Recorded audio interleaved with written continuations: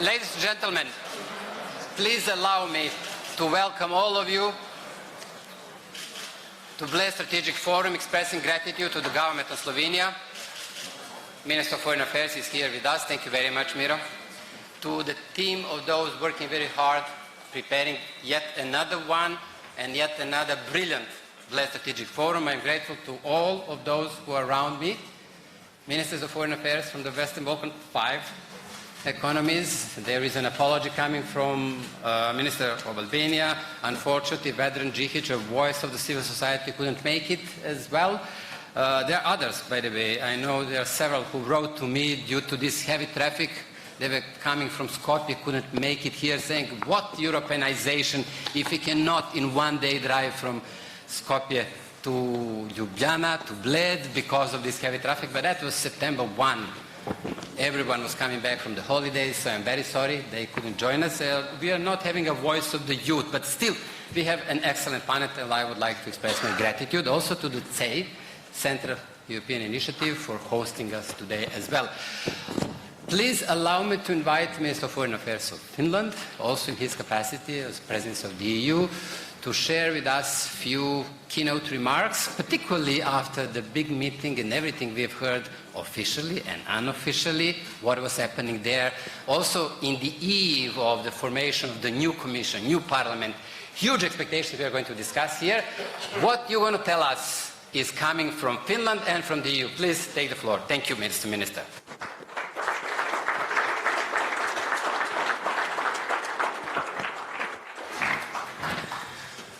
Consequences of the Kosovo War, digging all remnants, war remnants, first in Kosovo and then in Serbia, Montenegro, Presevo Valley, on the side where they had the refugee flows and so forth. It was, of course, a very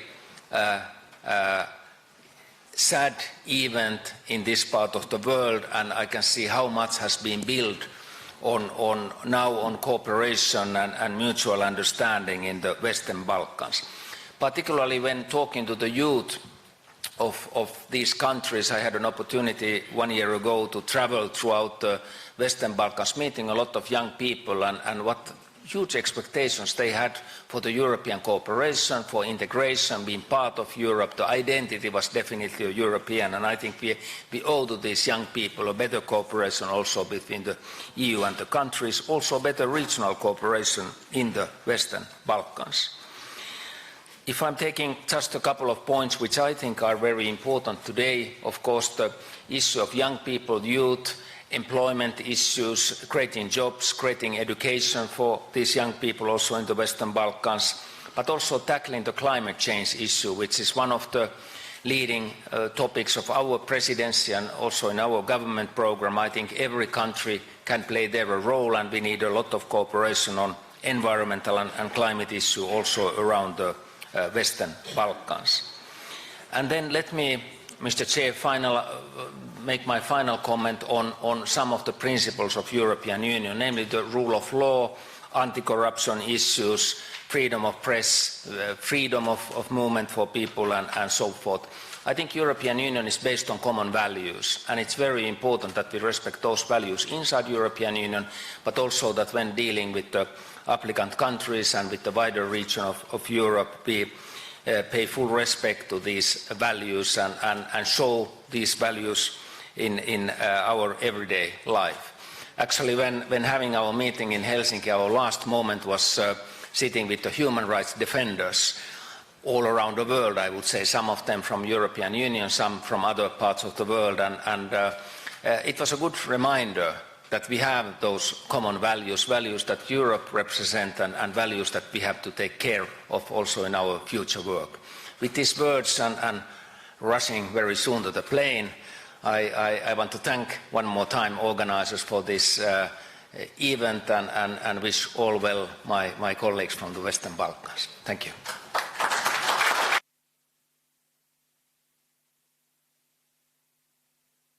Thank you very much, Mr. Minister. Look, I'm used to commenting on the EU. I did it passionately for many years. And always requesting, pushing very hard, give us more, give us the date, give us this, open this and that chapter. And then, as you would remember, in one of the previous Bled Strategic Forum gatherings, there were voices from the civic society claiming here, complaining, stabilocracy versus democracy, attacking the EU Commission as well, saying, what is this? Why you let these guys go further, although they're not delivering? But then, again, I have to say, it looks like we do not necessarily have a stability anymore. There is a lot happening in each and every economy represented at this table, including in others which are not here. So we cannot even claim that we have achieved full stability. Therefore, now I have to be a big traitor and say maybe the EU was right in claiming fundamentals first. And Mr. Minister was just mentioning rule of law, freedom of media, democracy and human rights. And we were honored here to have High Commissioner for Human Rights presenting in Bled.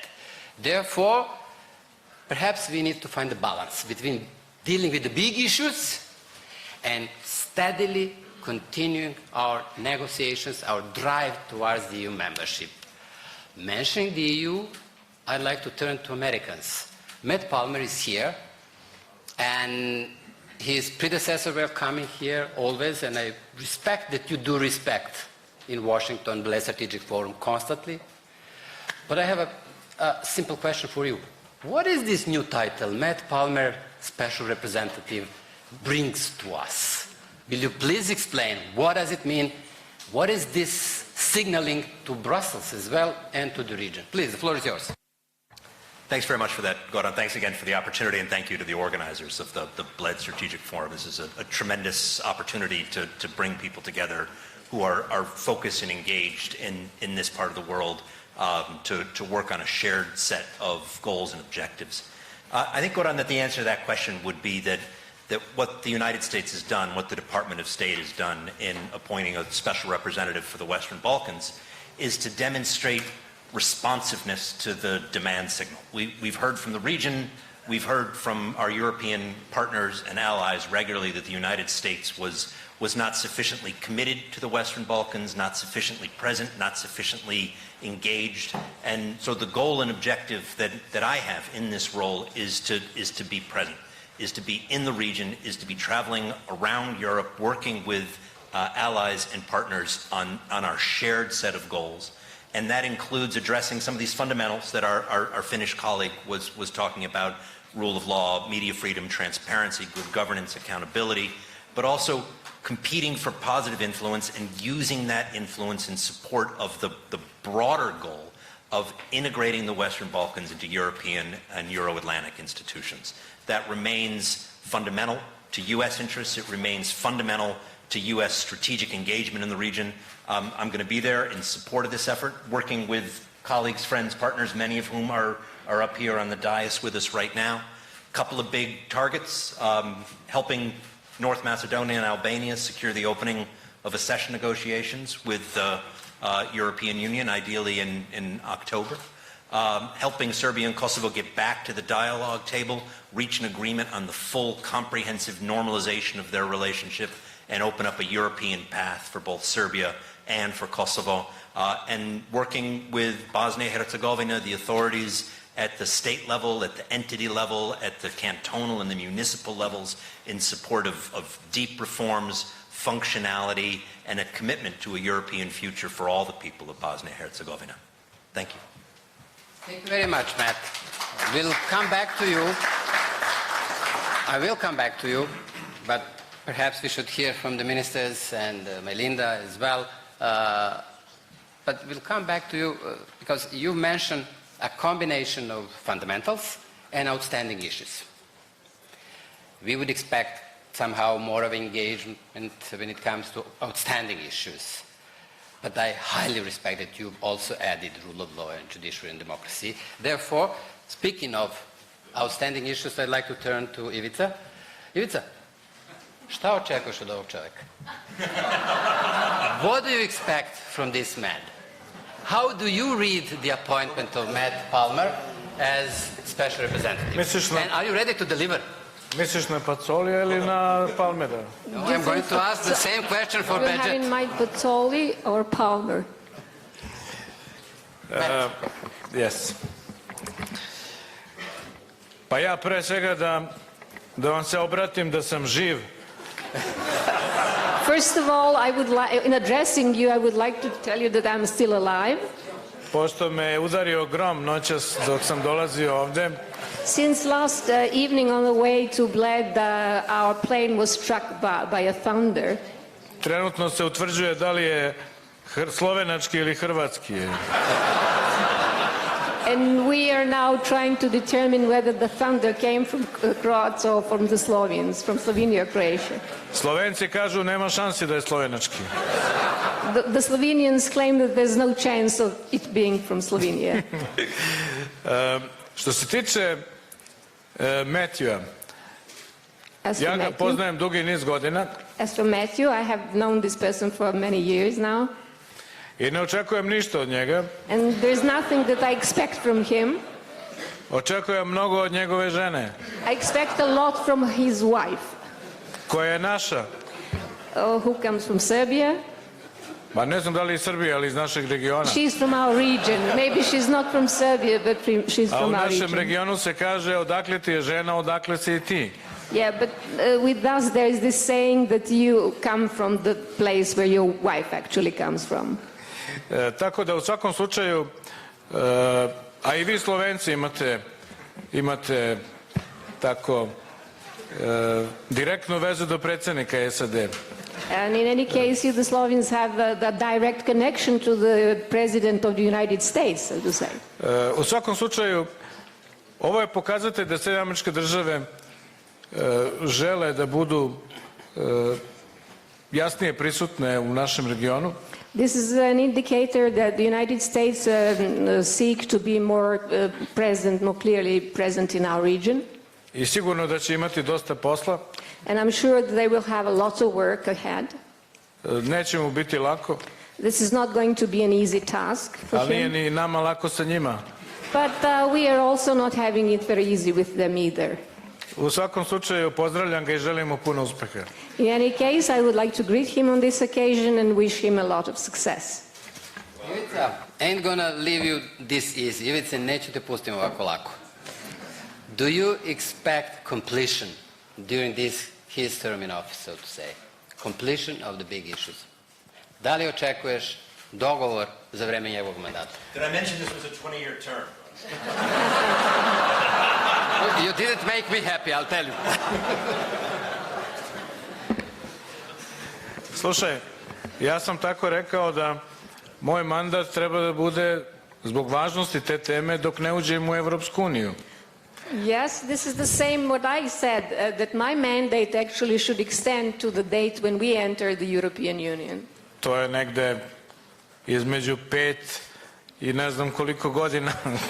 And then we're speaking about 5 to I don't know how many years in the future. Tako da njegov mandat treba da bude dok se ne reši odnos između Beograda i Prištine. So his mandate actually should last until the relationship between Belgrade and Pristina is resolved. Ali generalno mislim da mi smo pričali danas o tome, on i ja smo imali sastanak, malo smo analizirali tu situaciju, izbori na Kosovu, tranzicija vezano za Mogherini i Borrell. Izbori u Srbiji. Yeah, Mr. Palmer and I had a bilateral meeting earlier today and we discussed the elections in Kosovo, the transition to Mr. Borrell from Mogherini.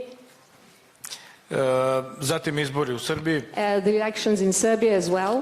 Tako da taj dijalog očekujemo da se stvore uslovi da se dijalog nastavi posle formiranja vlade u Prištini, posle povlačenja određenih poteza, a naravno to će u mnogome zavisiti od te tranzicije, odnosno od toga kako će se postaviti novi visoki predstavnik i kako će modelirati taj dijalog između Beograda i Prištine. U svakom slučaju mi smo spremni da brzo dejstvujemo i da budemo konstruktivni. I will try to repeat all of that. In any case, we expect that once the elections in Kosovo are completed, that the dialogue will be resumed once the other conditions as well are, take place. And we also expect the transition within the European Union, and these are all the things that we should look to.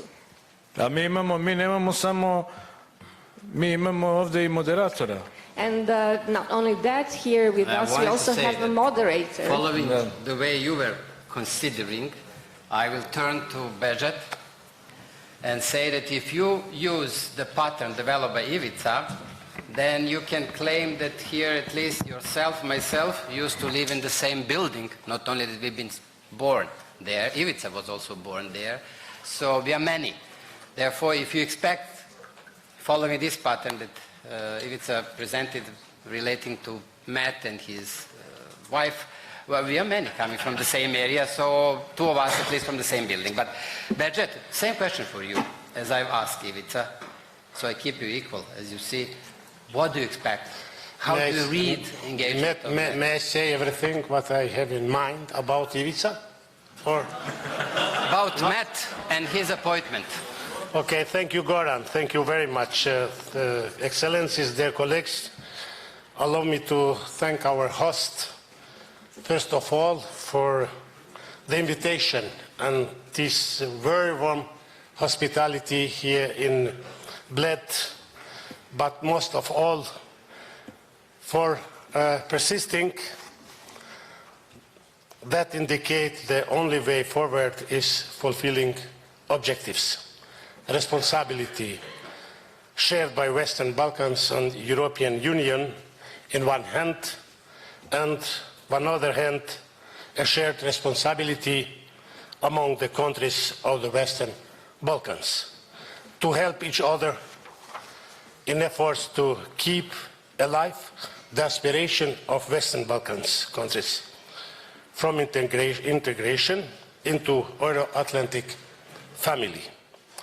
For the first two keywords of this panel, Europeanization and democratization, our illustrative of the goalpost we have set to ourselves as aspiring future member of the European Union and NATO.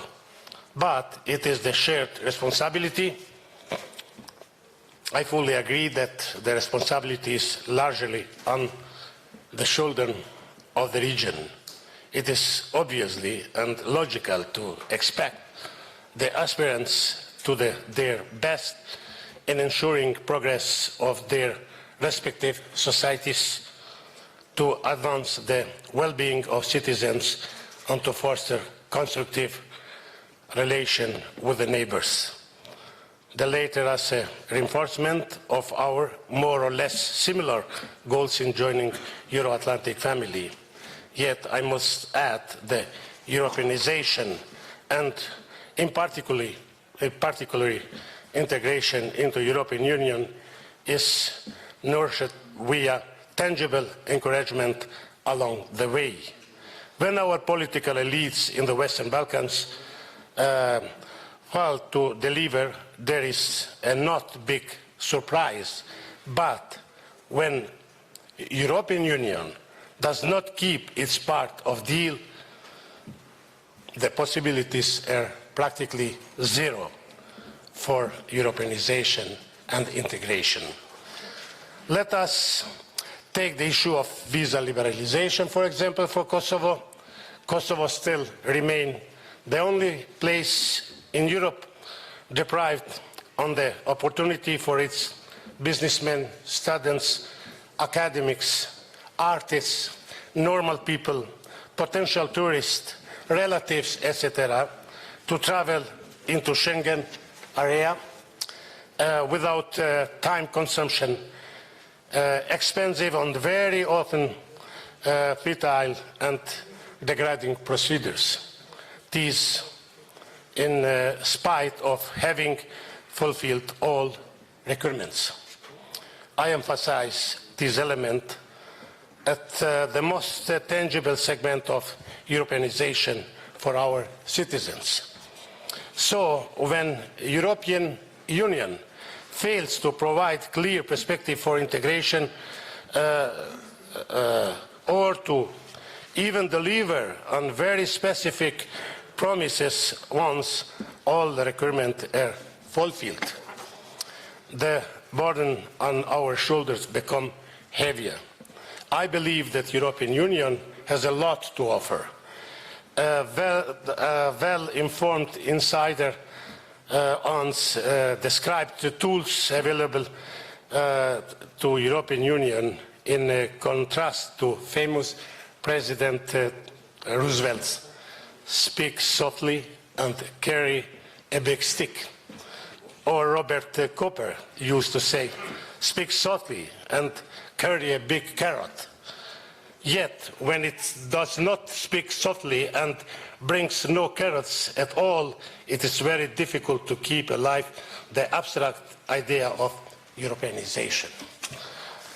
Another point of view on the shared responsibility is the attitude of countries, candidate countries, aspirants one, neighbors. Our host, for example, as well as Croatia, both members of EU and NATO, are doing a great job, great service to the rest of us when they provide encouragement, share expertise, but also serve as a sort of spokesperson for us. Thank you to Slovenia. Thank you to Croatia. Of the region within the European Union, you were always there in the difficult time and in good time. The attitude of the rest candidate countries and aspirants is still far from what could be labeled as a constructive. We still have representatives of countries who put a European face when visiting Brussels, but engaged heavily in activities that have nothing in common with European values and Europeanization. You cannot actively undermine a reality and neighbors. Fight the existence of a country, fight the existence of an entire people, systematically offend survivors of genocide, disparaging rule of International Court of Justice, etc., etc. For that, people, let's work together, let's deal together, let's make things, great things for a peace together, because we need the peace.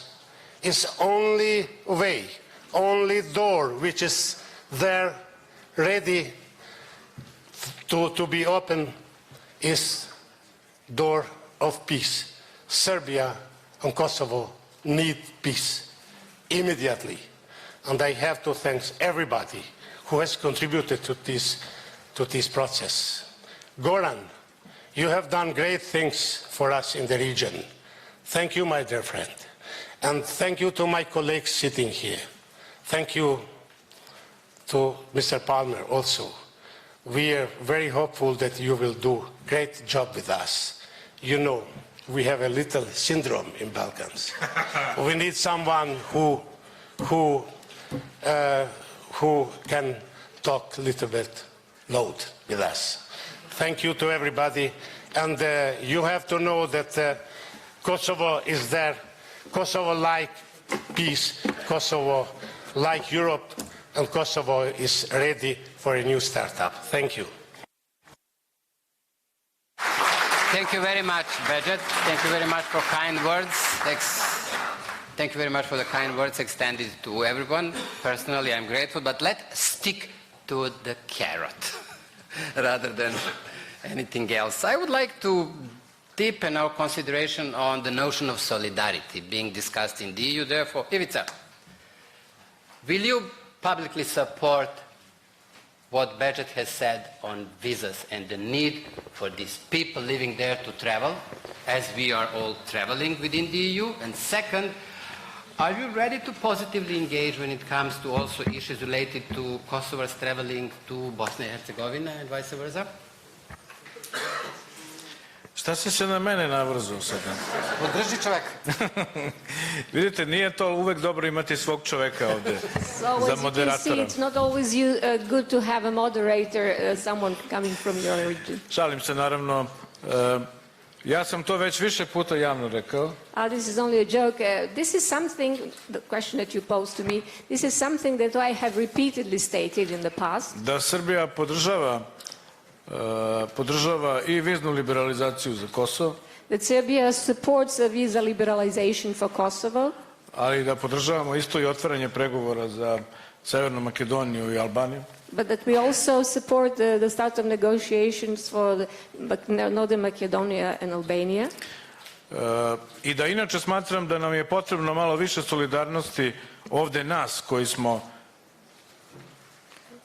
okupljeni unutar te reči koje su sad izmislili Zapadni Balkan. And I feel that all of us within the region of the Western Balkans, which is a term recently invented, something that all of us in the Western Balkans need is more solidarity. A i vi ste se ovde u ovolikom broju skupili verovatno zato što mislite da ćemo mi ovde da se svađamo nešto. And I gather that all of you gathered here today in such a big number, believing that we are going to quarrel here today. A mi to često volimo da radimo. Although we do like to do that often. I da ogovaramo jedni i druge kod Evropljana. And we also like to gossip about each other with the European people. Ja moram da vam kažem, to sam rekao i u Helsinkiju sad. And I have to say, and I've said this in Helsinki only recently. Kakvi god da smo. No matter what or who we are. Mi smo braća. We are brethren. I sigurno da mi je svako od ovih koji sedi ovde draži nego neko iz Finske, Litvanije ili iz nekoga i tako dalje. And I have to say that all of the people sitting here close to me are dearer to my heart than maybe people from Finland or any other country. A vama? What about a vama, you? Jel draži, smo mi dragi ili su vam draži neki drugi? What about you? Do you hold us dear to your hearts or maybe you hold someone else dear? Ovde kad sam došao, kaže, krem šnite su, kaže, ovde glavne na Bledu. When I came here first, they showed me the dessert, I don't know, krem šnite, that they say that this is the major delicacy here. I onda sam ustanovio da je to jedan Srbin dao recept. And then I was told, actually it was established that it was a guy from Serbia that came up with the recipe here. Je tako, Miro? Is that Miran, is that true? Sinoć su mi pričali to. This is what I've been told yesterday in the evening. Here I need to second Ivica, this is what I was told by the mayor. So Ivica is not inventing, I can testify this is what we have learned by the mayor of Bled, that Blejska razina was at least partially invented also by someone who is of our heritage. Peter, I would like to turn to you. In a way with a similar question, you were with these guys in Helsinki. Thank you very much for all of your support. You are voicing your position, including very recently you've been very critical, commenting on your colleagues, fellow foreign ministers. But I'm not asking about this. What I'm asking is, well, I naively believe that appointment of Matthew Palmer as a special envoy for the Balkans is also kind of a signal, a hint to the formation of the new Commission, European Commission, as a kind of a signal, guys, maybe you should consider also signaling a readiness to more decisively engage. What do you say? Am I wrong? Well, first of all, thank you for the opportunity. Thanks, Miro, to be invited. Thank you very much, Goran, to moderate this panel. You know that Hungary is a pro-enlargement country. You know that we are in favor of the acceleration of the accession procedures of both Montenegro and Serbia. You know that we are in favor of the accession talks to be launched for North Macedonia and Albania. But in the meantime, you have to know that this position represented by us is currently in minority within the European Union. There's a big bunch of hypocrisy around this issue. Because whenever you ask any colleague of mine coming from any EU member state, dear XY, you would support the enlargement of Europe? Of course, it's very important. We have to support enlargement of the European Union. And when we come together, and when we have the chance to make decisions, when we have the chance to accelerate the accession procedures, then these decisions have never been made. we think that the Commission, which is now just about to step down, made a huge mistake and failed in many issues, of course, but especially on enlargement. Because maybe this is not the most sophisticated sentence ever you hear from a foreign minister, but we think that the more we are, the stronger we are. And we don't really see what kind of legal obstacle there is, why we have not opened all the negotiation chapters with the Serbs yet, why we have not opened the last negotiation chapter with the Montenegrins yet. And my colleagues have admitted that there is no legal obstacle. So then what kind of obstacle is there? This is the political obstacle, because simply they don't want the European Union to be enlarged, regardless what they say. When we come together, we foreign ministers of the European Union, and we speak about the Western Balkans, you know what is the general atmosphere? Our Western European friends usually cry about the fact that there are other players of global politics, including the United States and others, who would like to put their influence on this region. And I usually ask them, okay, I understand that, but why don't we enter this race? Because it would be the easiest for us to be the most successful in this race. Because what should we do? We should say, Montenegrins, come on, please open the last negotiation chapter. Serbs, please come on, open all the chapters. Why not? And you know, when President Juncker said that there will be no enlargement before 2025, this is not the most enthusiastic sentence you would ever hear about the enlargement policy, right? So what would encourage our friends of the Western Balkans if it is said that there's, regardless what you do, there's no enlargement until 2025? We are heavily against this general approach of the Commission. We are heavily against the hypocritical approach of the Western European countries regarding enlargement, and we really do believe that one of the ways to make EU stronger in the future is to increase the number of the member states, because so far, whenever there was a change regarding the number of the member states of the European Union, that was an increase. And this year, most likely, when there's going to be a change in the number of the member states, it's going to be a decrease because of Brexit. And this is something that we don't like. This is something that we would like to revert and come back to the good old tradition. So whenever there's a change in the number of the member states, let's have it as an increase. And believe me, that we who are living in the neighborhood of this region, we do know that the enlargement is not only the interest of the countries coming from the Western Balkans. This is the interest of ours. This is the interest of the Europeans when it comes to politics, when it comes to strategy, when it comes to economy, when it comes to security. And without enlargement, the European Union cannot be made strong again. Now the problem is that when you speak about that, everybody agrees publicly. And then when we come together, 28 of us, we speak about that, then I belong to the minority to speak about that openly. Peter, as the next one is going to be Srđan. I'd like to ask you, Peter, I mean, they are the leaders in the process of negotiation. Obviously, they've done the huge number of chapters. How realistic is 2025 today? For anybody. Okay, I have to tell you that a lot depends on the composition of the new Commission. If finally a person who is in favor of enlargement will be the Commissioner for Enlargement, then we have a good chance. Will there be a Commission for Enlargement?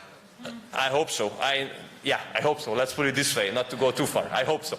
I would have some good suggestions in the meantime, of course. But a lot depends on the position of the big Western European member states, because we have to speak about this openly. When we came together for the General Affairs Council a couple of months ago to negotiate about whether accession talks will be launched with North Macedonia and Albania, then there were countries clearly saying behind closed doors, no.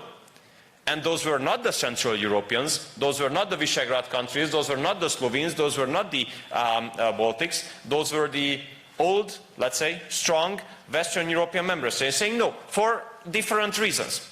Of course, in front of public, they would phrase it in a less understandable way, not saying no, but if we understand what they say, we understand they say no. But I really do think, and I'm sorry for that, Srđan, because you represent a wonderful country, but we usually call it as a low-hanging fruit. Because if the European Union wanted to make a success story, then let's let the Montenegrins join. 600,000 people. They all pay with euro. What kind of problems they could create to the European Union? Nothing. Let's have it as a success story. And I told the Finnish foreign minister today as we had the bilateral meeting, if he wants a success story for the Finnish presidency, let's open the last negotiating chapter. And in the meantime, I have negotiations very frequently with the Serbs. You know, I know them.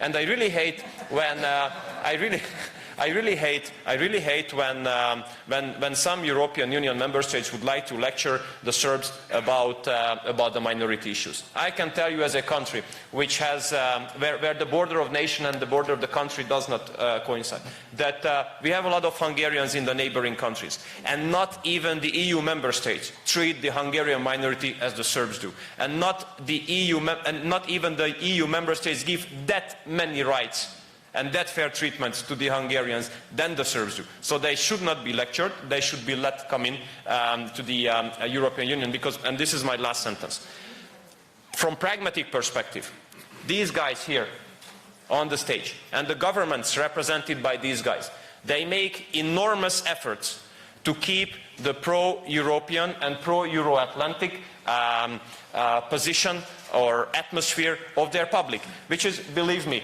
this is not natural in this region of the world. But they do enormous efforts to do so. But if they don't get positive feedback, after a while, they will be questioned by their own public. So why are you doing that? You don't get positive feedback, why you make so many efforts, why you make so many compromises. We should avoid that. And we should help these governments sitting on the stage, because they are pro-European, pro-Euro-Atlantic. And to be honest, from the perspective of European interests, I don't really understand why European Union and why European Commission has not made that in the past. We have a hope in the new Commission, and I really do hope that this approach will be changed. You can count on us for sure. Thank you very much, Peter. Thank you very much. I'd like to turn to Srđa, as I promised. Sjarto za predsjednika. Komisije. Srđa, I've mentioned solidarity.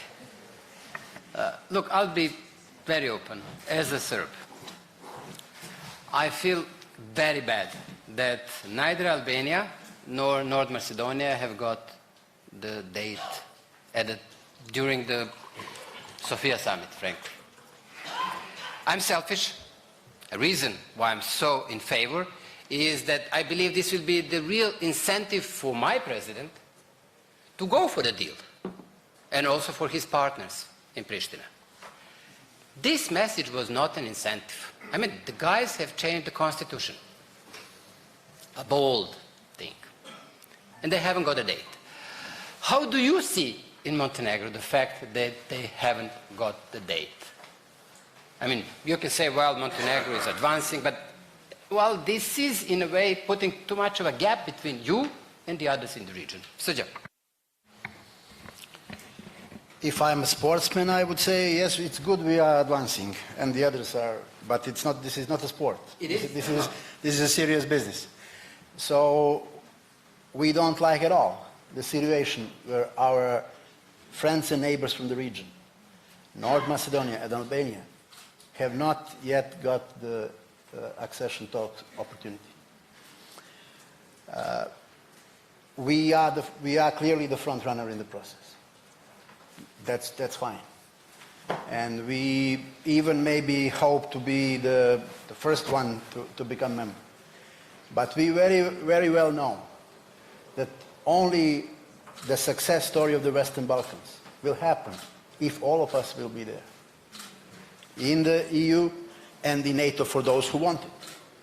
As far as I know, vast majority wants it. So I hope that mistake is not going to be repeated in October, these two countries not to be invited. What Northern Macedonians can do else? They changed the name of the country. They risk almost everything, and they won. Who of the Western European politicians would risk to change the name of the country and politically survive? It was only thanks to the courage and vision of the governments in Skopje and Athens. Both governments risk at all. Tsipras already paid the price. Probably he didn't say the last word in politics, but this time he paid the price. This government, the government in Skopje had to work hard to find its way. Neither Northern Macedonia or Albania or any of us, we are not Scandinavian democracies and will not be for a long time ahead of us. But for example, in Tirana, they actually undertook a serious vetting process over their judiciary, to the extent that judiciary now is crippled as a result of that process. Maybe it's not enough. Maybe it's not enough, but it's a serious try. So we believe that these two countries should be given a chance in October. I am not the advocate of decoupling. I want all of us to move forward. But this 2019, it was one of the reasons why I want to see them starting the accession talks, has not been the best year of the enlargement. Someone might say it was because of us, because we did not deliver properly, or we have not delivered enough. But I am not sure that this particular year has been especially worse than other years regarding the Western Balkans. We had our flaws, we had our ups and downs. But this year, Montenegro, after 7 years of negotiations, has not yet opened any chapter, the very last one. For the first time, Serbia has not opened 2, but only 1 chapter this year. Northern Macedonia and Albania have not been invited to join. We can understand that some serious issues in the European Union, like Brexit, like elections inside the Union, like restructuring of the Union, like the rise of the populist parties in some countries, these issues are very serious ones. But we expect EU to know what to do in the Western Balkans. If the direction in the EU is we want to embrace Western Balkans, we want to finalize the job, we want the very part of Europe finally to be the one.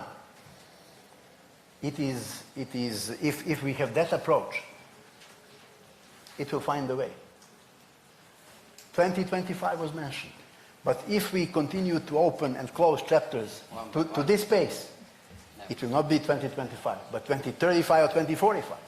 Thank you, Sergio. In a way, I was hinting that it is about us, that we were kind of in a messy situation if we go from one to another economy. What Sergio has said is it's also about them. The EU, they could have done more. There is a slowing of a pace. I'm turning to you, Melinda. First of all, I'd like to pay respect as you are a prominent, or at least until recently were a prominent Albanian politician. You were a minister, a member of the parliament. Therefore, I'd like to ask you one question. How do you feel as Albanian that Albania hasn't got the date? Well, then the second question as well is, do you trust these guys and their leaders? Because they've committed themselves when it comes to regional economic area. You've delivered with your team, you've prepared everything also on diplomas, not only on the roaming, which was a big success, but also on certifications, and due to political issues in the region, they were not ready to sign something you've done, trusting their leaders and the readiness of the administration. So I'm asking you two different things. One, try to step in the shoes of the minister who is not here, again, unfortunately, couldn't make it, and personally comment how you feel about this. And then I'd like also to hear about the work you've done and has not been completed in Poland because of other issues, not because of the RCC. The floor is yours. Well, thank you, Goran. If you don't mind, I will start from the second question. And definitely that work is not done by me, so I'm following what you were doing previously. And I was just looking forward that we might be enough successful on that, but as you know, everything in the region boils down to politics. And time after time, I feel that we are mired in gloom. So whenever we try to move one step forward, then something happens immediately and the bilateral issues are spilling over the whole region and the regional cooperation. Well, you mentioned Poznan, and Poznan is only the last meeting, let's say the big one, the summit of leaders. I would have expected, and I wished a lot, to have a successful story in Poznan in all the areas out of the regional economic area. But frankly, we couldn't. We might be hell-bent, you know, but it's quite impossible if the economies themselves will not be eager to deliver on that. So for the audience, just to brief you very shortly, more than 2 years ago, the regional economic area came as an idea to bring together the economies of the region and to speed up the cooperation, taking and just thinking that there is a reason why regions are coming together in the world, and it is because the Western Balkans, all in all, are small economies divided. And all in all, we are only 18 million people. And that regional economic area is based on 4 pillars. We succeeded with the digital one, and that is a sign that when the political commitment is in force in the region, things could really move on. We didn't succeed with the mobility pillar, which is recognizing professions and academic qualifications for the people in the region. In order to find a job, if not able to find it in Tirana for an architect, they could find it in Belgrade, or if not in Belgrade, in Podgorica, and so on. But at the very end of the day, there is a bigger question, and you are just voicing our thoughts, since you are one of the RCCs as well. So it's on that facilitation agreement of free movement between economies in the region. At the very end, I was thinking, okay, even if we had this mobility pillar approved, what is the sense if for a Kosovar it's not possible to travel to Bosnia Herzegovina? He will need a visa. Then what is the sense if only during the last year the number of visas that were refused to Kosovars exceeded the numbers of visas issued? And I'm speaking on the region, not on the visa liberalization with the EU. So at the very end, maybe RIA was really a nice framework, but we should really think that that is limited. At the very end, it needs to be enhanced with the political element. It's not a technical process. Regional cooperation is not a technical process. It's based on the political willingness of governments, who are the first ones to make use of the regional cooperation, but citizens as well, who are supporting the process of regional cooperation more than the governments. And I'm pretty sure, Goran, that you've read the latest Balkan barometer data. So the citizens in the region, 74% of them support regional cooperation. They think that it's going to work faster in improving their lives than the EU membership, while they support the European membership, 56%. So there is a huge gap in between, and people trust that it's going to work better with their neighbors. But to make it happen, definitely, we need all to embark on the same vision. Secondly, regarding the process of opening the negotiations. Well, frankly, I was just enjoying the view from here of this panel. So it's usually one of the rarest times that I could really like to be in the margins. But being in the margins with US, it means that you are all safe. What I could not really like is to have that enlargement debate in the margins of European future. And I would plea everybody, every scholar, somebody who could really be smarter than myself, or with due respect of gentlemen in here, to find a new word in naming that process. EU will not be enlarged with Western Balkans, will be completed with Western Balkans. Without Western Balkans, it's always going to be an unfinished business. And if in EU they will not get it right, then I'm afraid that the stagnation and the postponement of opening the negotiations with Albania and North Macedonia, plus continuing with opening the chapters with Serbia and Montenegro, plus granting the candidate status to Bosnia Herzegovina, that, in a short word, is going to be a risk. And being a firm believer of the European project, as I am, I have to say that nobody has the luxury to lose time anymore. The region has already lost a lot of time due to sufferings due to the war. Yesterday, so 2 days ago, the 80 years of the Second World War was commemorated. But this is the 20th year after the Stability Pact. And then, yes, Western Balkans have a different perspective. We are living in peace. But in terms of real development, it's not there. People are leaving the region. 1/3 of the population of the Western Balkans left their homes in the last 5 years. And 1/3 is 5.7 million people who left their homes. And they are going somewhere else. So these are the real problems in the region.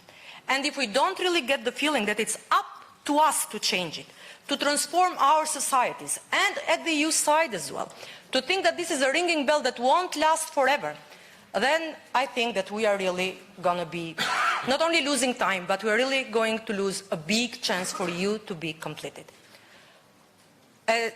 Finally, as an Albanian, I wouldn't really like to speak on behalf of the Minister of Albania.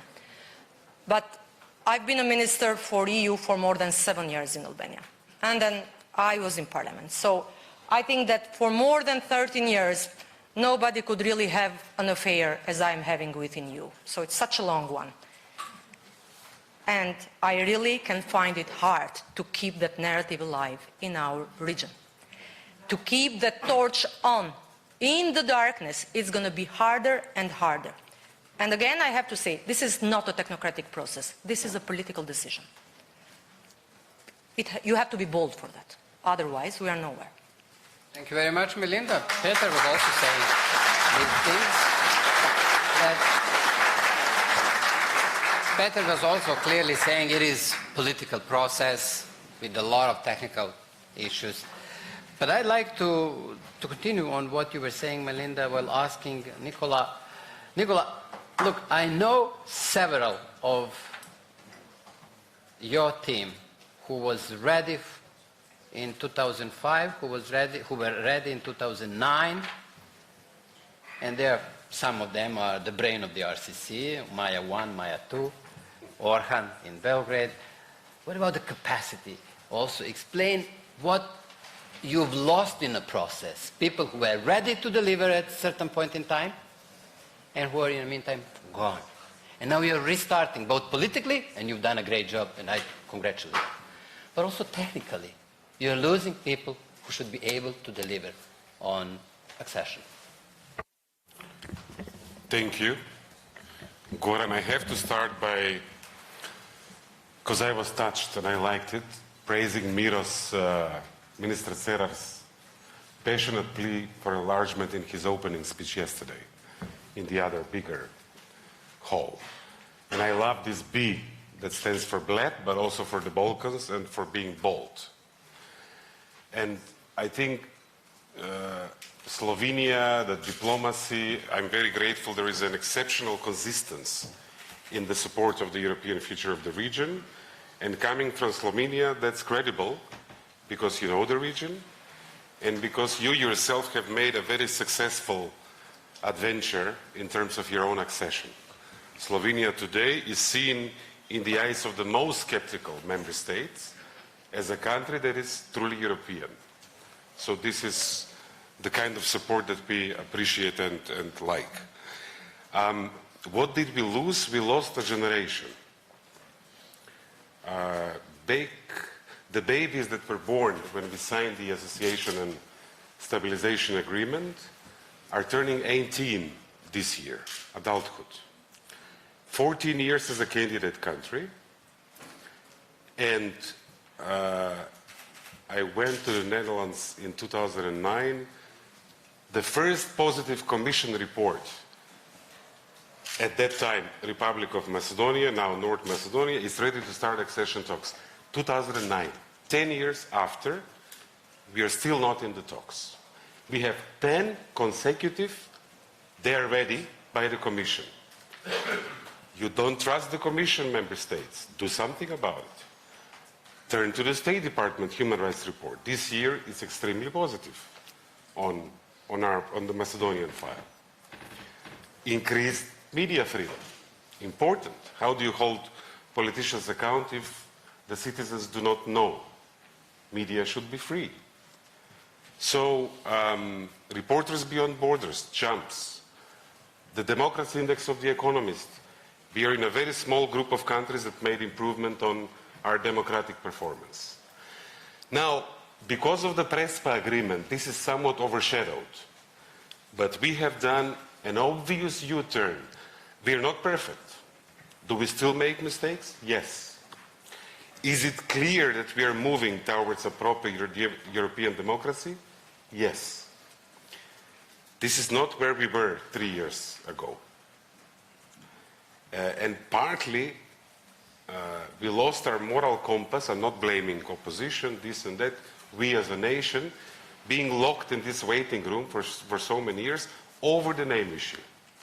Now we resolve the name issue, doing something very European in a region, a compromise, in a region that finds it very difficult to compromise, in a region that is so deeply entrenched in historical disputes. But we live today, and we can't change history. And while we discuss historical disputes, our youngsters are leaving. So we need to make sure that they have Europe here, not to search for it in Germany, Italy, and Denmark and elsewhere. So this is what we are trying to do, as a generation even, beyond politics, parties, government, opposition. Capacity, I hope to get some of these people back. I myself was abroad. Oh, they will never leave me for you, Nicola. Well, we'll see. No. We'll negotiate. I'm a good negotiator. We will negotiate. Yourself is back, therefore. So I think I like the completion. I think this is obvious. We are an island that is gray, and the blueness around us is the EU. They will be better off if we turn blue as well. Stronger institutions, and hopefully we export goods and services and not people to their countries. Nicola, stronger institutions. Melinda was quoting Balkan Barometer. You know, she was kind, didn't want to mention, but do you know what is the result when it comes to the trust of our citizens into judiciary? 75 to 85 Judiciary, plus. parliaments plus governments. But judiciary in particularly. They are simply sending us a message they don't trust the judiciary and that they believe that judiciary is politically manipulated. That's basically a message. That's bad. So we need to do more as well. Sorry. So I think we have a huge opportunity this year. And 2019 is a year where we in Europe don't have plenty of opportunities to succeed. We have challenges. Brexit is probably the biggest one. We have challenges in the internal functioning. We have challenges in the European narrative, which is probably the most precious that we have. What does Europe mean? Normalcy, decency, justice, equal opportunities, freedom, human rights. There are issues there. There are challenges there. But I think what we have achieved, far from perfect, is such an obvious opportunity that if Europe fails on us this year, there is no European perspective anymore. I can't go back to the people and say, next year we're going to make it. 10 reports. The message will be, don't bother resolving difficult problems. And on the Prespa agreement, because for Western Europeans it's difficult to understand, this was not only, the problem was the identity. And identity plays a big role in today's Western European politics as well. And it was, we can't accept a geographic adjective if we don't have a way to maintain that we are Macedonians who speak the Macedonian language, that is a South Slavic language. And this is what we did. We enabled the two Macedonian identities, the Greek one that is different and ours, to coexist and not confront each other. Europe was created with a compromise. French-German reconciliation and economic marriage first with steel and coal. And we have Greece, an opponent. We lost a generation because of this dispute. And we have now a supporter in our steps and getting closer that create de facto solidarity. This is what Schuman said, how Europe will be created. I can't believe that any country, including Germany and France, will fail to see how European this is and invest in this. Another point on the region, I liked your approach to somehow incite regional solidarity. Is it enough if we continue to move forward as a nation and the region still struggles? Probably not. The ills of the region are regional. Borders don't really exist when it comes to organized crime and corruption. So, peering this together, we have a big stake in the success of our neighbors. And I think it's time. I like when I disagree with the Americans. And Matt said his term will be 20 years. I don't think we have that luxury. Joking, of course, because you were also joking, I guess. God, I hope so. We need to... I want to clarify this. Matt was referring on his job as the one who is heading the Southeast Europe, Eurasia in the State Department. That is life job. But the appointment, which is special representative for the Balkans, is limited. We don't have time. The world is unpredictable. Europe is busy. We in the Balkans must get our act together, because while we discuss historical disputes, only the retired people will stay in our countries. We need to get our act together, face problems, be bold, and become European. And I have a slight mention. I love and adore the group of pro-enlargement countries. But I think we make mistakes when we talk about opening and closing chapters. If we join today, North Macedonia will still be the same country. We need to make it European. And in order to convince the Dutch and the Bundestag and the Chancellery and the French and others, it's a mistake to lower the bar. They need to be strict with us, but they need to be fair. And when we deliver, they should deliver. Otherwise, the trouble will come to them. It's either export stability and rule of law or import stability and trouble. And they need to be brave enough with their voters, as they are asking from us to be brave enough with our voters here. Thank you very much, Nicola.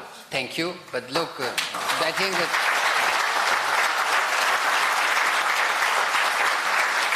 practically everyone or almost everyone in the room will agree with you. I mean, this is what Ivica was mentioning, this is what Budget was mentioning, commenting on the visas, etc. Let's be fair and stick to the rules of the games. But look, you mentioned a lot about capacity, being European. All of these become even much more difficult when it comes to Bosnia Herzegovina. All of these issues. I mean, therefore, Igor, I'd like to invite you, though last in this panel at this point in time. But you've done a very good job as a foreign minister. You're also presiding the Southeast European cooperation process, as I was optimistic while living in the RCC that we are going to have some of the issues resolved. The name has been resolved during your presidency, so to say. I have high expectations now for Kosovars who are going to take it over, who have taken it over now in July. But come back to Bosnia and Herzegovina. What more the region could do? I've deliberately mentioned this regional solidarity. And I'd say that everyone in the region looks towards you guys and is ready to support. But still, perhaps we need to have more engaged partners around us. Please, the floor is... Thank you. First of all, I would like to greet everybody and our hosts here in Slovenia. It's always nice, really, to be here, especially because this panel every year brings some new ideas, and it brings some sparkling ideas that remain there for some time. So I'm sure it's also be something coming out of this panel as well. Matt, I want to also congratulate you, and I'm sure you'll do a good job. I know that Matt read some authors from the region, so he knows one of my favorite quotes about Bosnia by Ivo Andrić, where he said, "Where Bosnia begins, logic stops." And I know that he is very well aware of this and of the other particular things around our region, so I'm sure he'll succeed, I hope, together with us. I think that Melinda and Nicola made a great introduction to what I was meaning to say. So basically, 2 points on where should this all go with Western Balkans and Europe, and just a couple of points from Bosnia and Herzegovina because we have this one big topic everybody's talking about. So I would feel really not fair to you not even mentioning it today. I think it's basic that we get an answer to a question: does European Union really understand what Melinda was greatly put greatly in front of you, that this process needs to be completed. It can only be completed and finished once we are there, because it's so natural, so normal. And we Igor, maybe the process is going to be completed in different ways than what we are used to. Maybe it is going to be different. Exactly where I'm getting at, Goran. Exactly where I'm getting at. So let's hypothetically ask ourselves, if all of us represented here from Western Balkans would meet all the criteria, all requests in 5 years' time, would we all be members of the EU in 24? I'm not sure. Why I'm saying this? Because I think it's high time now that we understand that we are really at some kind of a crossroad, some kind of a turning point. And I truly believe that now European Union needs to have guts to insist strongly on all of us moving further, faster. I will not mention other, it would not be fair, countries here. But for example, I'll use Bosnia and Herzegovina. We are the only country without one single case of high-level corruption prosecuted. Nobody cares in the EU. Nobody even mentions it. Maybe it's in some document, maybe not, but it's not a big topic. Because there is no corruption, or there are no cases? You know what I mean. You know what I mean. So another example that's very much present is for example, last elections. Look at it's a horror movie.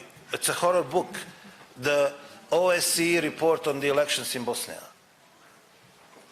People are losing trust in the institutions, losing trust in justice at all being able to come to us. So where I'm getting at, let's get more insisting on values, on standards, on criteria, on bringing Europe to us. Parallelly, I think we should have a readiness by EU, a readiness to really have all of us as part of EU much quicker than at this moment we see in some predictions and in some materials. Is it possible? I'm not sure, but I think this is the final moment to get the answer to this question. Because let's be honest. Can we do all this by ourselves in a short time? No. We'll be much better in 5 years. No. So if nothing changes, so let's go very concretely with strict rules, strict standards, bringing us closer to our institutions and to our societies, insisting on this, and then valuing through this what happens next. I think this can happen if the idea that we hear by some countries, and I'm glad Peter is here because he presents this from meeting to meeting very precisely, that we get also the other countries from EU on this track. So if they really want European forces in our countries to prevail, there is no much time. I don't know why should we wait for 15 or 20 years for this region to become the members of the EU. Igor, I have a question not only for you, but for others, ministers around this table from the Balkans. You have heard us, there is a strong voice, a plea towards the EU. We want more. Stick to the promises, deliver on this and that. But what, if I may play devil advocate, what are we ready to deliver? What are we ready to table? To fight corruption, can we say, yes, we're going to resolve the case that has just started in Northern Macedonia? Are we ready to promise that there is going to be a compromise on the new Council of Ministers? Are we ready, both Ivica and Bejet who left, are we ready to say that we are ready to go for a compromise solution on the very difficult issue? So are we ready to put this in front of those who we are talking to? I'm exactly what I'm speaking about. I think this is what needs to be done. When you ask, are we ready? I think that we have in all of our countries many people who declare themselves Europeans, and deep inside they don't think like that. They think, well, look, when I look all this rule of law, all these standards, maybe it's better than we enter EU when I'm retired. You know, we have many of them. Even if, or I'll tell you, we have them in Bosnia and Herzegovina. So it's not. It's exactly where I'm getting at. We need to push to these who really want to deliver, who really want these things to happen. But we also need help to get us prepared, to be prepared as a future full member.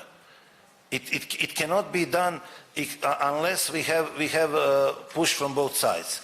You mentioned the forming of the government or the Council of Ministers in Bosnia and Herzegovina. This is, I'll try to stick to the facts because I don't want to be misusing my position. It's rather party politics. The facts are like this. We have 10 months of negotiating. Only 3 parties, SNSD, SDA and HDZ, only 3 parties are involved. After 10 months, they had an agreement. There was a little partly initiated and also very visibly supported by EU, made on August 5th. It's a 12-article agreement, and the 12th article is that the agreement will not be valid if it's not implemented by September 5th. It is the day after tomorrow. At this moment, things do not look very good, and I'm not sure that is going to be done. I would like to extend again my hope that maybe in the next 48 hours they will do something, but I'm not sure it's going to happen. So at this moment, Bosnia and Herzegovina, I think, is at least as far away from reaching a deal as it was before this August 4. And also, it's very important to note that Federation of Bosnia and Herzegovina, so the other entity after Republika Srpska, also did not get the government. And I'm stating this because of the fact that when you look at our European reform agenda, about 68% of all the reform activities that need to be implemented are the authority of the entities. So we need to get the governing bodies established on all levels. One thing, I'll finish with this, that is positive from Bosnia. European idea is very alive. People believe that it will bring them something good in the area of security, economy, and rule of law. And no matter how this issue of the new Council of Ministers, new government of federation, will finish, the course of European path will not be changed. So it's important that we get it as soon as possible, because next step, the candidacy status, and further steps cannot be made without it. But the good thing if we could take anything good out of it, is that European idea is very alive. It's gluing us together like nothing else. Thank you, Igor. Thank you very much. We need to say goodbye to Minister Peter Sijarto, as we have also said goodbye to Beža Pezzoli. I would like to invite listeners. So please, Peter, we have two. First, I'd like to invite Nina Kodelja and then O'Brien as those who are listening more carefully than you guys, and then you will have a floor. Please. Yes, thank you. I would first like to borrow the words of Minister Dimitrov in saying that the Central European Initiative is very happy to be associated with the three Bs, namely the Bled Strategic Forum, the Balkans, and the boldness. So I was listening very carefully, but I wouldn't like to repeat all the words that you were saying. I would maybe just go through 3 points, and one is shared responsibility. I think this is the shortest answer to what this roundtable was about. And to start with the shared responsibility by the European Union. We all know, and we heard from you, ministers, what is the state of fact, which is the difficult international situation, which is all the challenges the EU has to be facing, and is facing, and it's really busy, keeping the EU busy. And there is also the issue that the enlargement seems to be hostage of this way of thinking, namely that the EU must first or either deepen or reform in order to be able to enlarge again. But there is a new momentum, and the new momentum is the new institutions. We're in the post-electoral EU period. So there, as we heard from you, there are high expectations from the Commission. And there is an even bigger issue, which is the EU member states, which not everybody seems to be on the same page as they were in 2004 with the Big Bang enlargement, where there seemed to be a kind of shared understanding and feeling that the EU has to, and is only completed with the Western Balkans, as was said around the table. So this is one part of the story. The other part of the story is, of course, the region, which has to do its job, but not only because of the enlargement process, but it has to do its job because of its citizens, of its businesses, and of its societies, because notwithstanding the EU enlargement, or without the EU enlargement, what counts is how people live in your countries. So this is it. And maybe just the third point, and I will stop here, is basically that, of course, a lot of attention is given to the accession process, such as the technical process. So it's the benchmarks, it's the reforma that has to be undertaken, and they're, of course, extremely important because it brings changes in the political system, in the administration, as Slovenia went through, or the other countries that the enlargement touched upon in the past. But of course, the integration process is larger than this. It's basically aligning the policies, the standards, the core values, and here is the role of regional cooperation. Not only, which is of course extremely important, the regional cooperation in the region itself, but the regional cooperation in the sense of knowledge exchange, of sharing of experience, and of capacity building. So thank you very much, and I'm really glad to have been part of this very lively and sometimes a bit pessimistic discussion. Well, Nina, thank you very much, but not only to you personally, but also to the Central European Initiative for providing for this panel. Thanks a lot. John O'Brien, Irish, let us hear from those who are in for some time, please, and who've been through the catharsis as well. Please, the floor is yours. Thank you very much indeed, Goran, and to all the participants.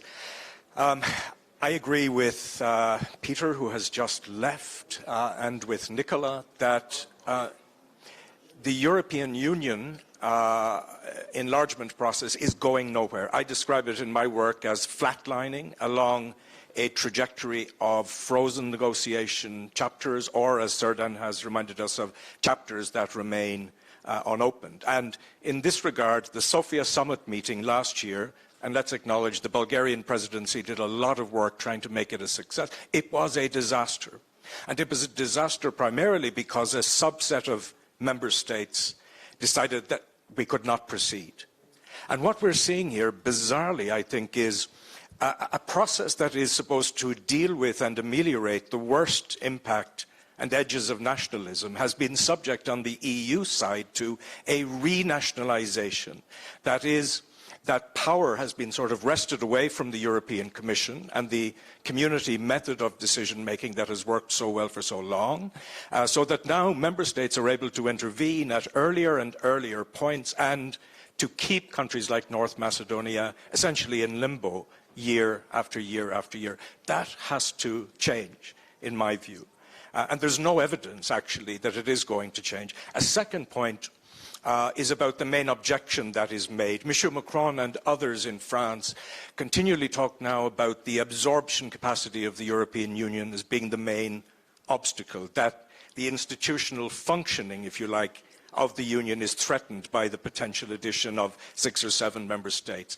All of the academic research that has been done over the last 10 years refutes that claim. If you look at the 2004 entrants, 07 and 13, not only did those accessions not impair the functioning of the EU, in some respects it actually improved it. And if you look at the record of transposition and implementation of the newer member states, in some areas it's actually better than states like my own. So the idea that the problem in the European Union is the institutions being potentially unable to deal with the accession of new states, in my view, is entirely erroneous and maybe even false. And finally, as an Irish citizen who has benefited so much from EU membership, and boy, haven't we have evidence over recent months about how small states can have their interests protected by being at the table and having a voice within the EU. How could I dare to deny to citizens of Western Balkan states the same benefits that I and my co-nationals have received? And this takes us back, I think, to something that's been lost in the process, which is the normative bedding of the European project itself and of enlargement. Within the EU, the accession process has morphed, I think, into something that's now associated with security motivations and instrumentalist motivations. Hardly anybody talks about the return to Europe anymore that Václav Havel and other people did in the 2000s. I think within Brussels and within other EU capitals, we have to go back to that original conception of the Union in order to take the process forward. Thank you. Thank you very much, John. If Miro will allow us 5 minutes, I would like to hear the voice of the people. So, 5 minutes, 3 questions, hopefully brief answers. Lady, gentleman, gentleman, and. So, you. Hi, Donika Imini from Kosovo. Well, first of all, I like the jokes around the panel, but living in the Balkans is no joke. And it's not funny. So, yes, and it's not responsible from your side. So my question is, for Mr. Palmer, of course, being appointed as a special representative for the Balkans, is it related to the dialogue between Kosovo and Serbia now, having the new institutions in Kosovo, having the new EU institutions and external action services being led by a Spaniard, which is explicitly against the recognition of Kosovo? Where does the US come into play and how? Keep it for next question, please. Just take a note, Matt. Question, sir? My name is Dr. Neven Cvetićan in Forum for Strategic Studies from Belgrade, from Institute of Social Sciences. This is one question from the scientists. I'm not a politician, and this is question for Mrs. Bregu and for Goran.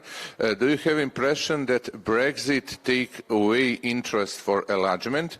Because our impression in science is that Brexit take to energy of European Union, and that European Union at the moment take their own business, not our business, and then after Brexit, especially maybe if it will be hard Brexit, it will be even less chance. I don't want to say that there will be no chance for enlargement at all, but how you think and look at this relation between Brexit and enlargement of EU? Thank you. How does Brexit influence the completion of the accession process? Momčilo, head of the European Movement Montenegro, please. Thank you very much, Momčilo Radulović, European Movement Montenegro. Last year I was on the other side. making people laugh and cry and thinking seriously about this. And you know, today I feel like in a movie called Groundhog Day. You know, this every day repeats. So here, it seems that every year repeats. And every year, we are talking the same stories.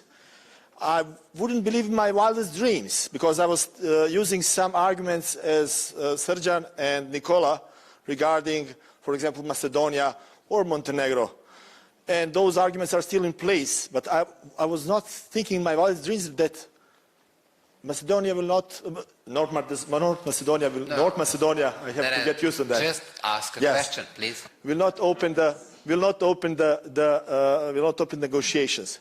So now, let's talk about hopes. What do you hope for from the next Commission, from Melinda to even Mr. Palmer? So all the 2 sentences from all participants. Thank you very much. Very fair question, and this will bring us to a closure. So are we going to start with Melinda?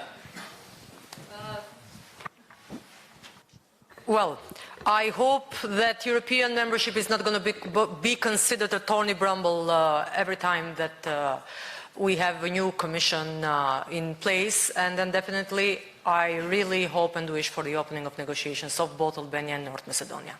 In short, Brexit. While we're discussing here on the Balkans who are looking forward to be part of EU, I just got the breaking news that Boris Johnson lost his majority in the UK Parliament.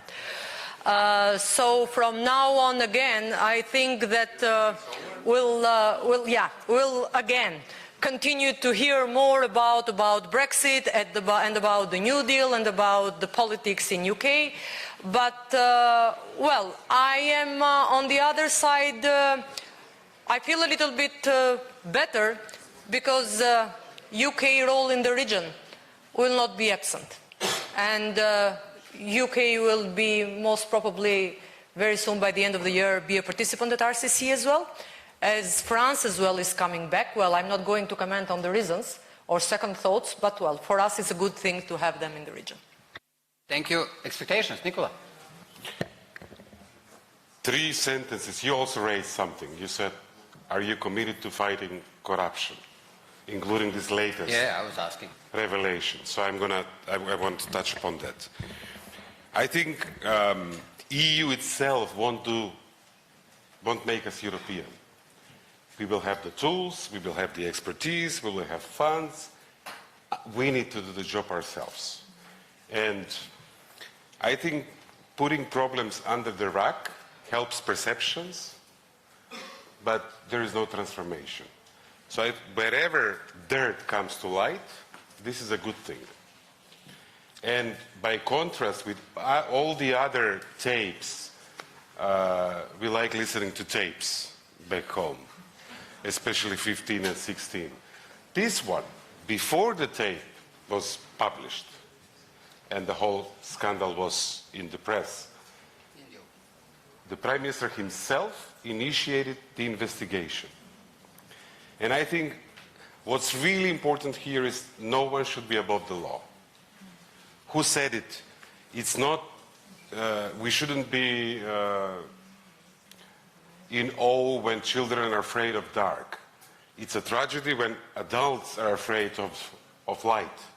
So no one should be above the law. It goes towards the government, fine. It goes towards the party, fine. We have a prosecutor who is in detention at the moment. Do we like it? No, it's bitter. But the system reacts. This is what's important. On Brexit, I will only say, because I am a visual thinker, and this helps me in my job. I'll say what I told a journalist in London a couple of years ago. He said, why do you want to join when we are leaving? I said, you've been there for too long, and you on the inside, you forget how cold it is outside. Let us try it for another 30 years, and then we can do it. Igor, and the Commission, focus on results, don't miss opportunities for success, face problems, be open and bold, like the forum in Bled. Igor, expectations from the Commission. Okay, on the Commission was the question, right? Yeah. Okay. Yeah, well, I think more or less we have similar expectations on this. We want to see the breakthrough in next years, and I think in a few words, Nikola, you put it together. But from Bosnia and Herzegovina, I would like more support to get us ready for EU. One example, maybe it's very helpful that Nikola is here because it's an example how things can be done. Public service broadcasters. Macedonia, at that time, Fyrom, how was that at that time? Now, North Macedonia, it doesn't matter. It was, Macedonia anyway had problems with having fair and equal access to public broadcasters by everybody. They did not resolve it themselves. They had a big help from EU. They had a special body that was formed from all parties in parliament that led the public service broadcasters during the election and during the campaign, and they made it possible to work. We appeal for this, even though we had much more drastic and radical problems than they have it there. We have public service broadcasters kidnapped by individual parties and politicians, and we get no help at all on this. Just one example how things can be done if there is a will. And just final sentence, I was really sorry to hear this comment and a little bit of criticism to all of us by a young lady from Kosovo, because I think all the jokes that you could hear from us today here were just small part among a big number of substantial things that were said. And let's deal with issues with smiles on our faces, being optimistic and not getting dark faces and too serious. Well, Ivica always helps about that. Therefore, Ivica, thank you.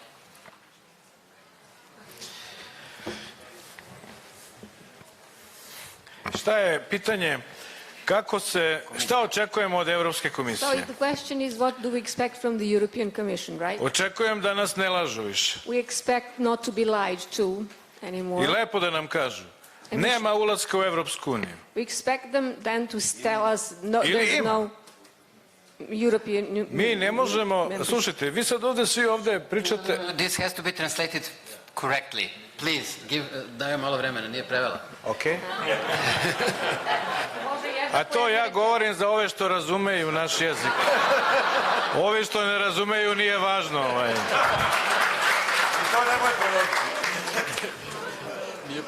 To nije ništa bitno za njih.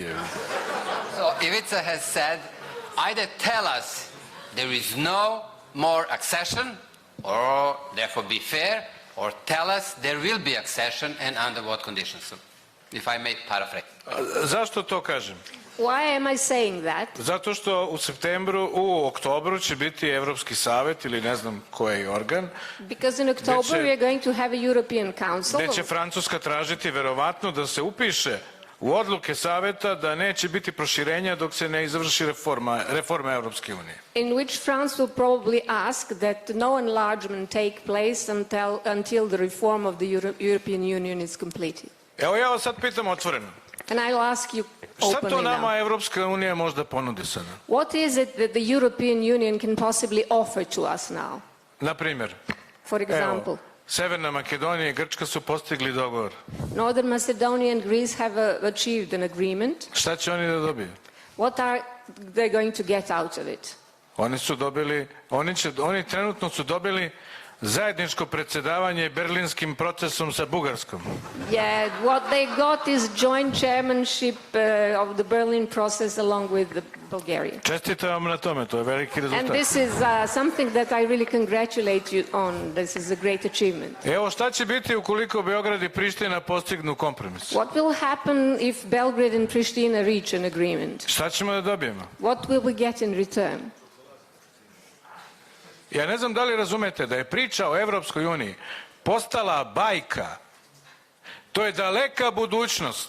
The story of the European Union is some sort of a fable. That this is what it boils down now. This is like a very distant future. Nama je potrebna bliska budućnost. What we need is a close future, something that's going to happen soon. Ovde je problem i u tome što se Evropska unija samo bavi nama.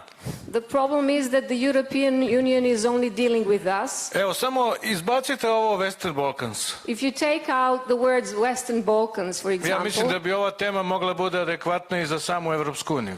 I think that the topic in itself would also be, could become a topic for the European Union as well. Šta danas u Evropskoj uniji znači ideje europeizacije? What the idea of Europeization means in the European Union? Šta znači demokratizacija?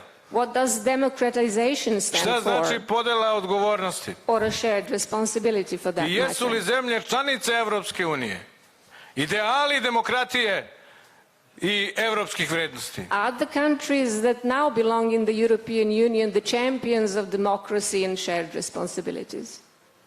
Verujem da odgovor svi znate, samo nećete da kažete. I believe that you are all aware of the answer, but you are reluctant to say it. Danas je pitanje izvesnosti opstanka Evropske unije na najnižem nivou. Today is the issue of the survival of the European Union at the lowest level. A to se vama sada možda čini nemogućim. Perhaps it seems to you to be something impossible to take Ali svaka place. evropska ideja je u prošlosti završavala nekim velikim ratom. But each great European idea in the past ended in a great war. Uključujući i društvo naroda pre Drugog svjetskog rata. Including the League of the Nations before the Second World War. Znači, mi danas imamo otvorene izjave vodećih zemalja članica Evropske unije da nema govora o proširenju. Today we are faced with very open statements by the leading European Union countries that there is not going to be any enlargement. Imamo otvorene izjave vodećih zemalja Evropske unije. They openly say, those leading countries of the European Union, Između ostalog u Beogradu su rekli to. including these statements were Da Evropska made unija in mora da Belgrade. se odupre Rusiji, Kini i Sjedinjenim Američkim Državama. Because the European Union, the Belgrade, needs to resist to Russia and the United States of America. And China. And China. Palmer, mi smo na vašoj strani, Sekirese.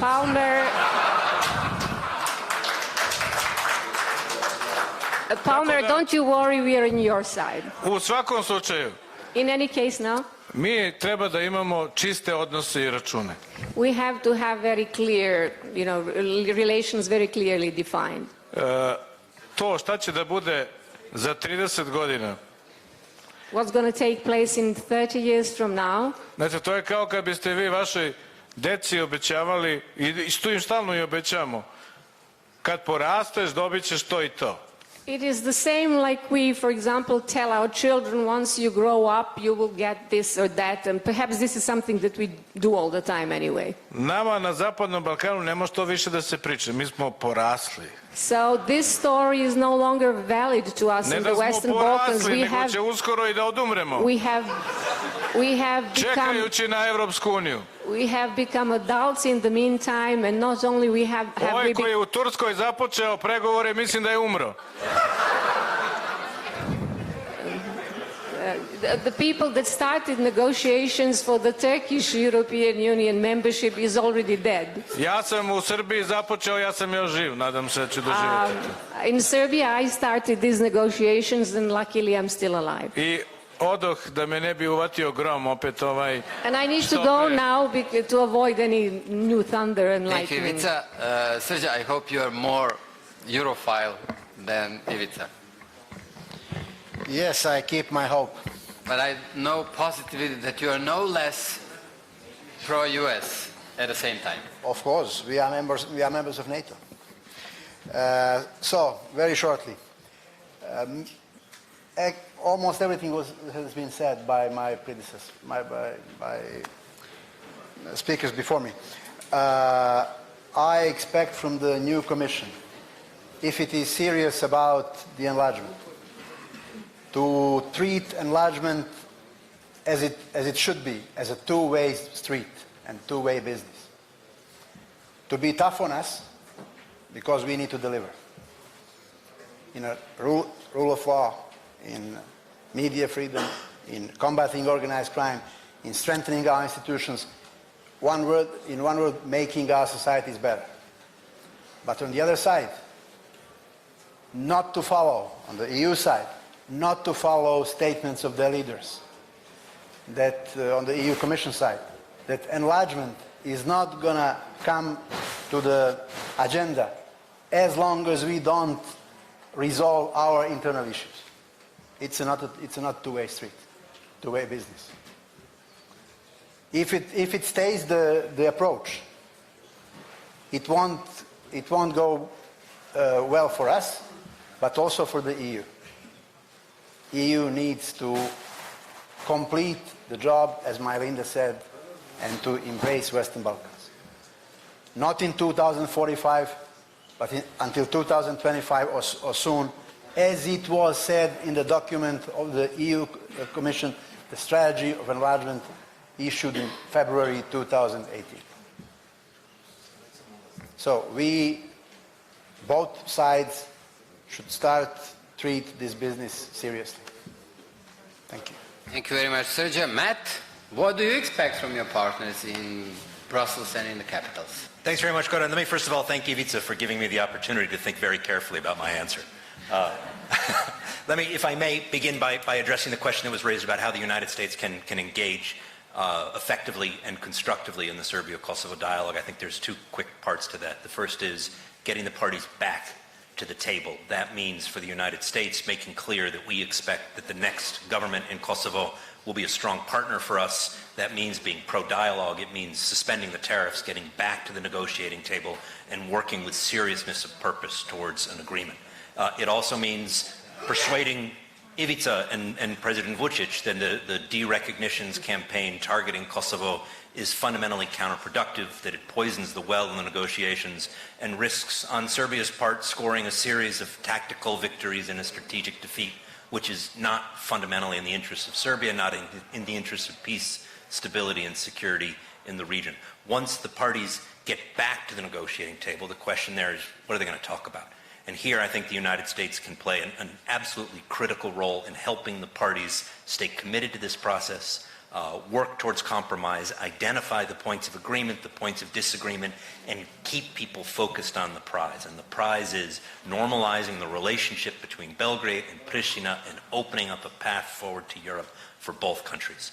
In terms of our expectations for our European partners, I think the thing that I would emphasize most immediately is the importance of ensuring that the transition from High Representative from Mogherini to Borrell proceeds smoothly and quickly. There is not time for the EU to spend 6 months talking about how it wishes to organize itself on Balkans issues. There may be a window of opportunity on Serbia-Kosovo opening up between the formation of the government in Kosovo and the elections in Serbia in the spring. We collectively, all of us, the United States, the European Union, and the parties themselves need to be ready to seize that opportunity. I share Nicola's sense of urgency about Balkans issues. There is no time to waste. Thank you very much. Let me close the panel. I would like to say the following. My takeout. We are ready for compromises. In spite of all said, my personal take is that there is a readiness when it comes to compromises needed following the path already presented by Athens and Skopje. Second, we need more Europe in the Balkans, but Europe with a transformative power, not a facade. And third, I'm grateful for co-panelists as they have expressed regional solidarity, therefore they are Europeanizing, at least on some points. Therefore, thank you very much. I'd like to invite the State Secretary of the Slovenian Ministry of Foreign Affairs, Simona Leskovar, to close the forum. Simona, please. Thank you very much.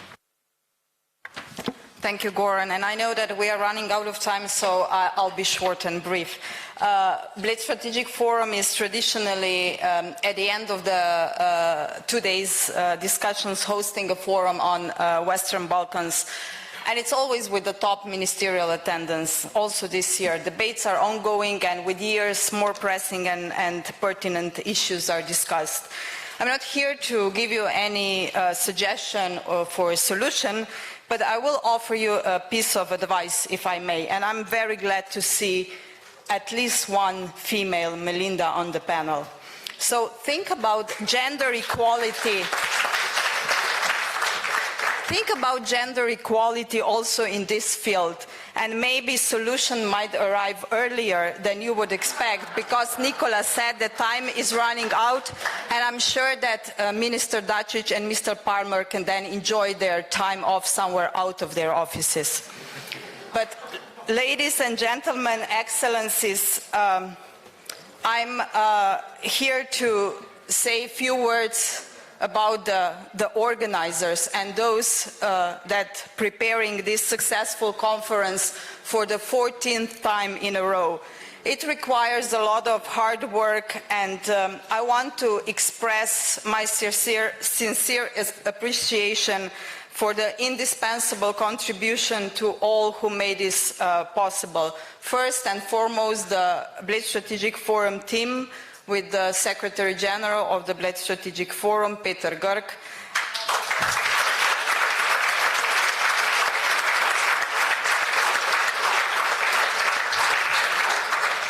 All the liaison officers and volunteers who were helping us, and you, that you felt comfortable here.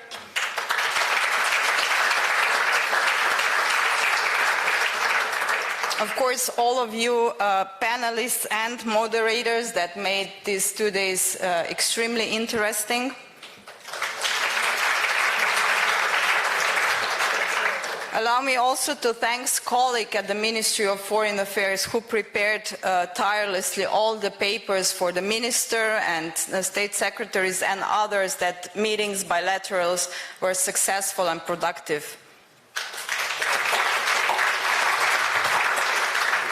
And of course, nothing would be possible if we wouldn't have such a great partners of the forum. So also thanks to our partners and sponsors. Once again, we try to offer discussions, panels, and networking events that would ignite in you a passion, that you would go out there and make a difference and give contribution in trying to solve many outstanding challenges and issues that we are facing in this globalized and multifaceted world. This year's Fil Rouge was a sustainable development as the only rational choice for the future, in which we would preserve our achievements, standards, norms, and values. We are increasingly being held accountable by the young, and we need to step up to our responsibility for the future and well-being of our children. Bled Strategic Forum 2019 tried to contribute to this wake-up call for humanity. Throughout our discussions, we looked into the resources, instruments, mechanisms, and methods at our disposal to make sustainable development a reality. We share our planet, our only planet, and will succeed or fail together. We must seek comprehensive solutions which will address also the need of the most vulnerable groups. If we want to be sustainable, inclusive, resilient, and democratic global society, we must ensure that no one is left behind. Here, I would also like to say one last thing to you and invite you to join us next year. So please pencil down 31st of August and 1st of September 2020, when I hope that all of you will join us again at the 15th anniversary of Bled Strategic Forum. I wish you a pleasant day in this fairy tale setting, and safe travels back home, and see you next year in 2020 here.